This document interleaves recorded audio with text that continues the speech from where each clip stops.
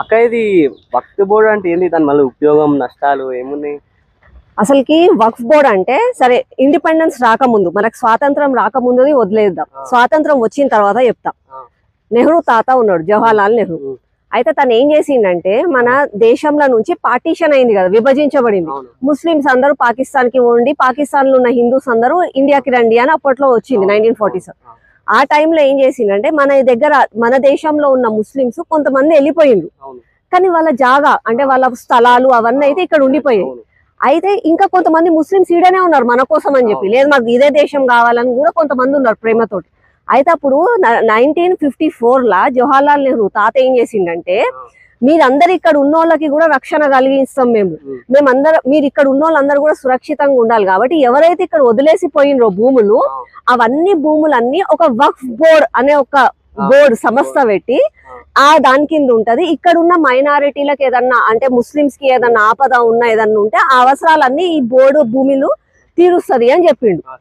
అయితే ఈ నెహ్రూ తాత పెట్టిన తర్వాత మళ్ళా కాంగ్రెస్ హయాంలో 1995 పివి నరసింహారావు గారు వచ్చిండు ప్రధానమంత్రి. ఆయన ఏం చేసిండు, ఇప్పుడున్న భూములే కాక ఫర్ ఎగ్జాంపుల్ తమ్ముడు ఉన్నాడు వచ్చి, ఈ భూమి నాది, ఇది వక్ఫ్ బోర్డ్ కి చెందిన భూమి, మా తాత ఈడ గుర్రాలు కట్టేసిండు, మా తాత ఈడ కావలా ఉంటుండే కాబట్టి ఇది మాదే, అంటే మా వాళ్ళదే ఇది, వాళ్ళు ఇప్పుడు పాకిస్తాన్ లో ఉన్నారని చెప్తే ఇక ఆ భూమి వక్ఫ్ బోర్డ్ కు చెందింది అనమాట.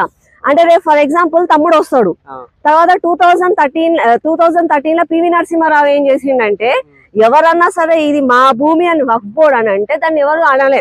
తమ్ముడు వస్తాడు, తమ్ముడు వచ్చి రేపు ఈ భూమి ఉంది కదా మన గ్రౌండ్, మీరు రోజు క్రికెట్ ఆడుతున్నారు ఇక్కడ, ఈ గ్రౌండ్ భూమి వచ్చి ఇది వక్ఫ్ బోర్డ్ కి చెందినది, మా తాత ముత్తాతలు మాకు ఇచ్చిండ్రు అని అంటాడు.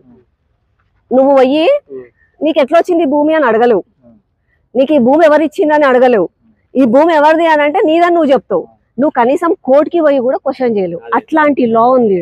అయితే ఆ వక్ఫ్ బోర్డ్ భూమి ఎంత ఉందంటే మన దేశంలో ఫస్ట్ డిఫెన్స్ ఆర్మీ వాళ్ళ దగ్గర ఉంటుంది, రైల్వే దగ్గర ఉన్నది, దానికంటే ఈక్వల్ గా ఈ రోజు మూడవ స్థానంలో వక్ఫ్ బోర్డ్ ఉంది.